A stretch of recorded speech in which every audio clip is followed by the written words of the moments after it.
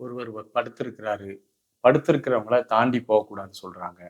ஒருத்தவங்க உட்கார்ந்திருக்கிறாங்க. உட்கார்ந்திருக்கவங்கள கிராஸ் பண்ணி போகக்கூடாதுன்னு சொல்றோம். நம்ம படுத்திருந்த பெட்ட மிதிக்கக்கூடாது அப்படின்னு சொல்றோம். இதெல்லாம் ஏன் அப்படின்னு சொல்லி நம்ம எல்லாருமே யோசிக்கிறோம். பழங்காலத்துலேருந்து சொல்லிட்டே இருக்காங்க. படுத்திருந்த பெட்ல எல்லாரும் நடந்துக்கிட்டே இருந்தாங்கன்னா, மேல் வலிக்கும், மேல் கால்லாம் வலிக்கும்.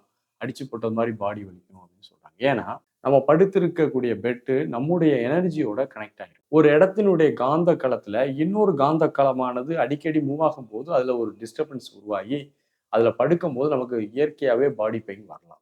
ஸோ இதே போன்ற காரணங்கள்லாம் தான் ஒருத்தர் படுத்திருக்கும்போது தாண்டக்கூடாது, அல்லது உட்கார்ந்திருக்கும்போது தாண்டக்கூடாது, படுத்திருக்கக்கூடிய பெட்டெல்லாம் மிதிச்சு நடக்கக்கூடாது போன்ற விஷயங்கள்லாம் சொல்லலாம்.